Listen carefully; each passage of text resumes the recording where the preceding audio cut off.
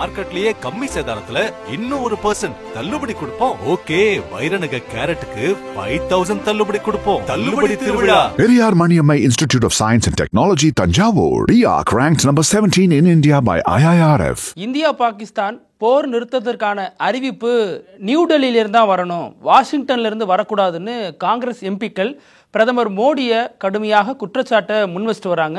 இது எப்படி பிரதமர் இதை அனுமதிக்கிறாரு, எப்படி இந்தியாவினுடைய உள் விவகாரங்களில் அமெரிக்கா தலையிடலாம் அப்படின்னு ஒரு பக்கம் ஆபரேஷன் சிந்தூருக்காக கொண்டாடப்படுற பாஜக இந்த நேரத்தில் மிகவும் மோசமான விமர்சனங்களுக்கு ஆளாயிருக்கு. அதனுடைய பின்னணி என்ன அப்படிங்கிறது குறித்து விரிவாக பார்த்துருவோம். அதே மாதிரி இந்த விவகாரங்களில் அடிக்கடி ஊடகங்களுக்கு செய்தி வெளியிட்ட மத்திய வெளியுறவுத்துறை செயலர் விக்ரம் மிஸ்ரி இப்போ வலதுசாரிகளால் மிக கடுமையாக விமர்சிக்கப்பட்டு வராரு. உச்சகட்டமாக அவரது மனைவி, அவரது பெண் குழந்தை உள்ளிட்ட பலரையும் இந்த விவகாரத்தில் இழுத்து விட்டு வலதுசாரிகள் மிக மோசமாக விமர்சிக்கிறாங்க. இதில் என்ன ஒரு வினோதம் அப்படின்னா, இதுவரைக்கும் அவருக்கு ஆதரவாக பாஜகவை சேர்ந்தவங்களோ மத்திய அமைச்சர்களோ யாரும் குரல் கொடுக்கல அப்படிங்கிறதா மிகப்பெரிய பேசுபொருளாக மாறி இருக்கு. மறுபுறம் பாமக மாநாடு, சித்திரை பெருநாள் விழா, அந்த மாநாடு மே 11 நேற்று நடைபெற்றுச்சு. இந்த மாநாட்டில் பல முக்கிய நகர்வுகள் இருந்திருக்கு, பல முக்கிய முடிவுகளும் எடுக்கப்பட்டிருக்கு. அதனுடைய பின்னணி என்ன அப்படிங்கிறதெல்லாம் குறித்து விரிவாக பேசிடுவோம். Welcome to sensation.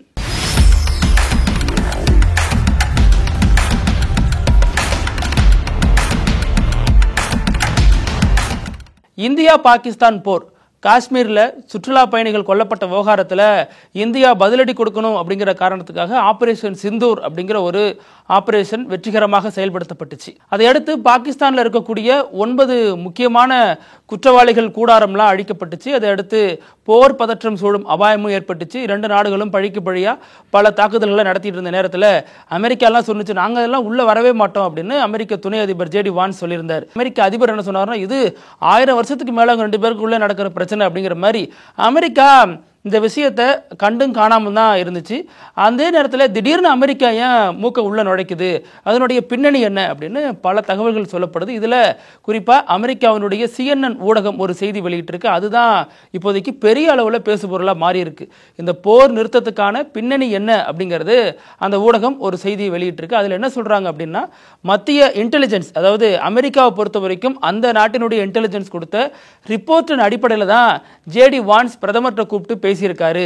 நீங்கள் 2 நாடுகளும் பேசி ஒரு முடிவுக்கு வாங்க, இந்த போர் பதற்றத்தை தனிங்க அப்படிங்கிற வகையில் சொல்லியிருக்காரு. அதையடுத்து அவர் அமெரிக்க அதிபர் டொனால்டு ட்ரம்ப்புக்கும் இந்த செய்தியை பாஸ் பண்ணி இதன் மூலமாக தான் இந்த ராஜதந்திர நடவடிக்கைகள்லாம் எடுக்கப்பட்டிருக்குதா அமெரிக்க ஊடகங்கள் சொல்லுது. அதற்கு முக்கியமான காரணம் அவங்களுக்கு கிடைத்த ஒரு இன்டெலிஜென்ஸ் தகவல். அந்த தகவல் என்ன அப்படிங்கிறத அந்த ஊடகம் சொல்ல மறுத்தாலும் பின்னணி என்ன சொல்லப்படுது அப்படின்னா, பாகிஸ்தானை பொறுத்த வரைக்கும் இந்த போர் பதற்றம் தனியறதுக்கு முதல் நாள் வரைக்கும் பாகிஸ்தானுடைய பிரதமர் முக்கியமான ஒரு ஆலோசனையில் ஈடுபட்டிருந்தார்.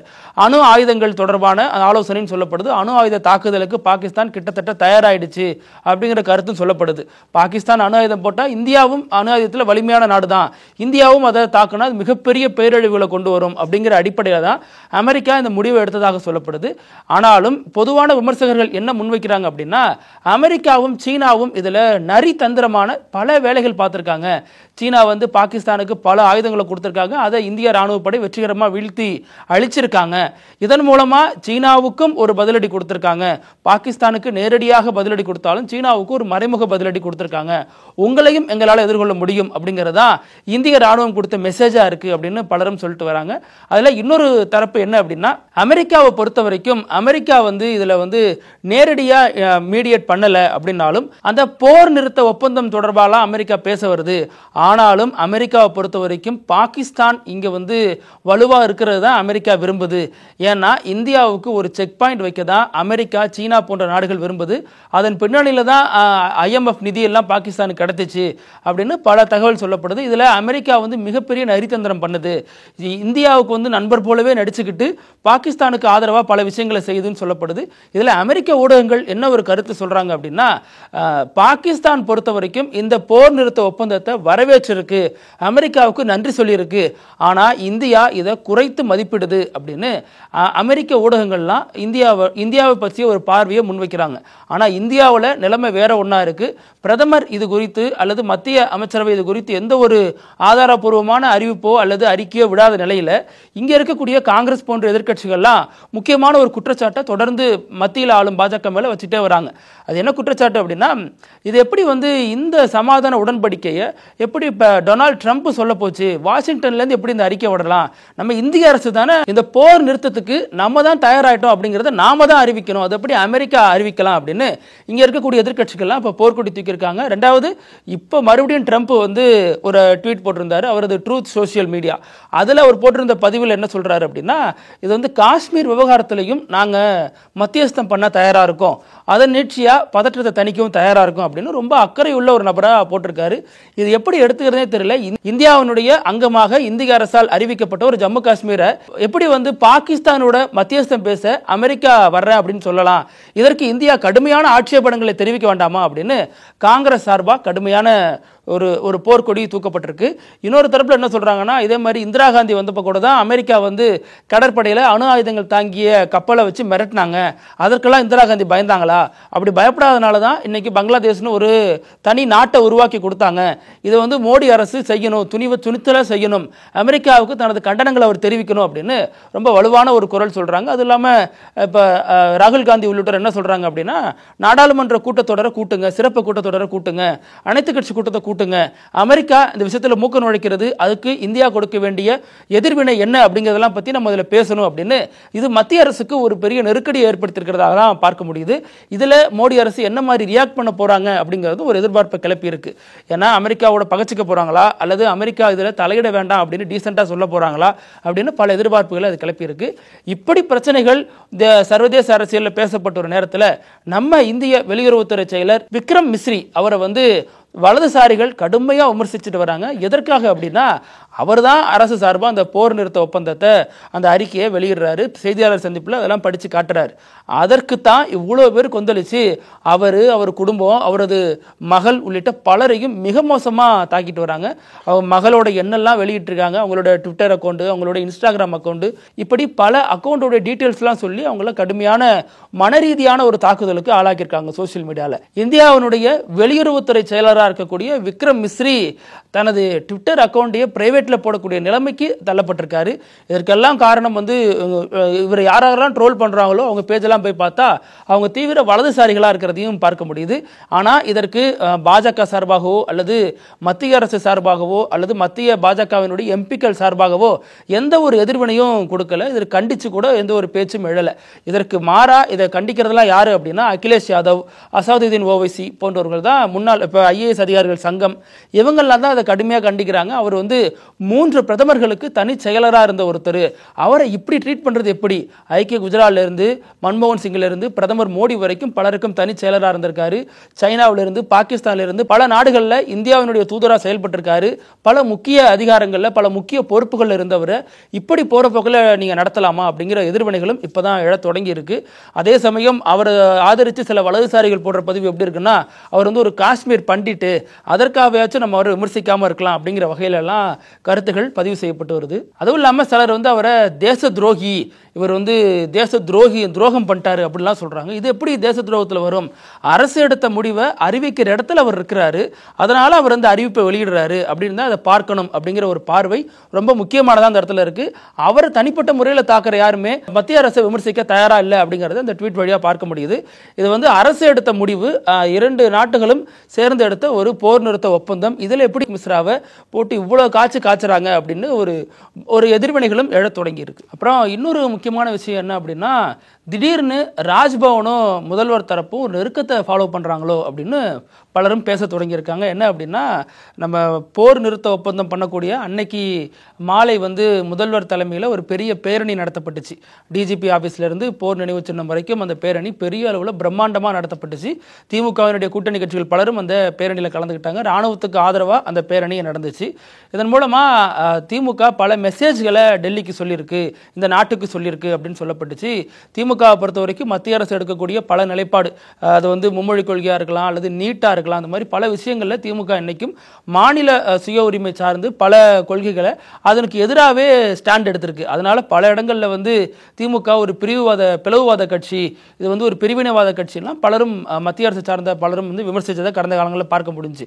ஸோ அதற்கு மெசேஜ் சொல்கிற வகையில் தான் தேசப்பற்றுன்னு வந்துட்டா எங்களை நீங்கள் மிஞ்ச முடியாது, அதே நேரம் எங்களுக்கான உரிமைகளை நாங்கள் போராடி வெல்வோம் அப்படிங்கிறதா திமுக கொடுத்த மெசேஜாக இருந்துச்சு அப்படின்னு சொல்லப்பட்டுச்சு. இது ஒரு புறம் இருந்தாலும் இந்த பேரணியை தமிழக ஆளுநர் ரொம்ப வெகுவாக பாராட்டியிருந்தார், தமிழக அரசை பாராட்டியிருந்தார், முதல்வரை பாராட்டியிருந்தார். அது மட்டும் இல்லாமல் இராணுவத்துக்கு ஆதரவாக ஆளுநர் மாளிகையில் அனைத்து மதங்கள் சார்பாகவும் ஒரு கூட்டம் நடத்தப்பட்டுச்சு. அந்த கூட்டத்தில் தமிழக அமைச்சர் தங்கம் தென்னரசு பங்கேற்றிருந்தார். இது என்ன திடீர்னு தமிழக அரசும் ஆளுநர் இவ்வளோ நெருக்கமாக போகிறாங்க அப்படின்லாம் பேச்சுக்கள்லாம் அடிபட்டுச்சு.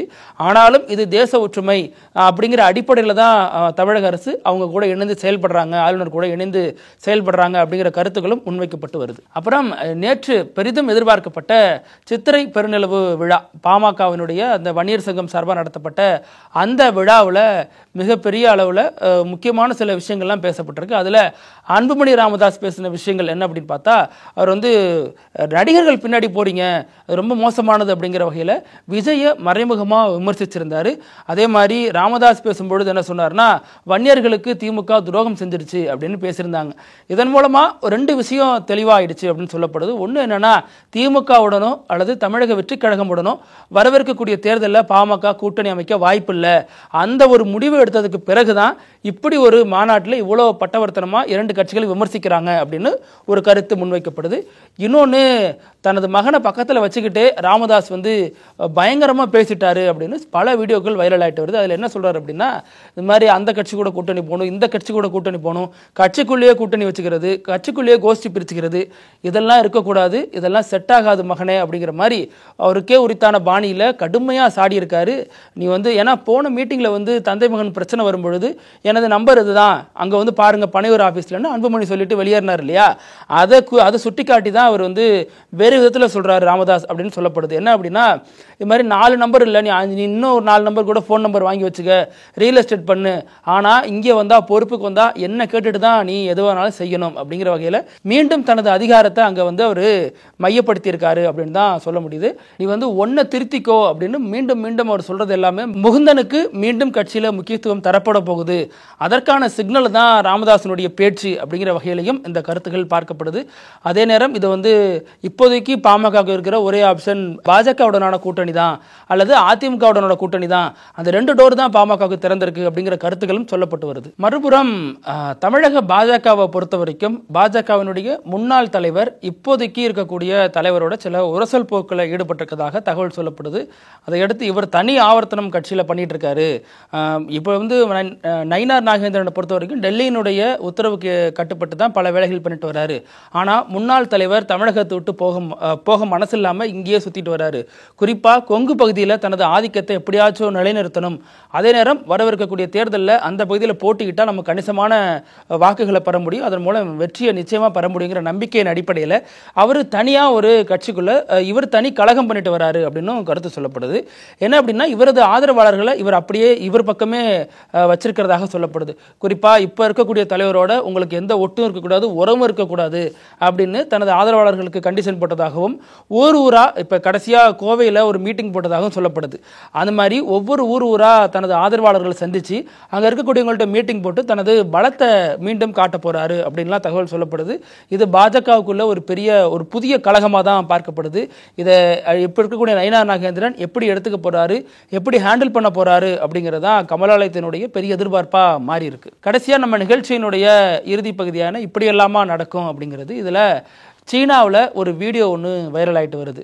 அது என்ன வீடியோ அப்படின்னா, சீனாவில் ஒரு வயதான ஒரு பெண்மணி ஒரு ரெஸ்டாரண்ட் மாதிரி இருக்கிற இடத்துல உட்காந்துருக்காங்க. பக்கத்தில் அவங்க வளர்ப்பு நாய் ஒன்று அமர்ந்திருக்கு. அந்த நாய்க்கு பர்த்டே, அதனால இவங்க வந்து கேண்டில்ஸ்லாம் கேக் மேலே ஏற்றி வச்சு அந்த நாய்க்கு அந்த பிறந்தநாளை கொண்டாடுறாங்க. அந்த நாயும் அந்த மூதாட்டியும் இருக்கக்கூடிய அந்த வீடியோ பார்க்குற எல்லாரையும் கலங்க வச்சிருக்கு. என்ன அப்படின்னா, சீனாவை பொறுத்த வரைக்கும் வயதானவர்களுடைய எண்ணிக்கை அதிகமாக இருக்குது. அங்கே இருக்கக்கூடிய இளைஞர்கள் அந்த பேரண்ட்டோடு இருக்கிற அந்த பழக்கங்கிறது கொஞ்சம் கொஞ்சமாக அருகிடுச்சு.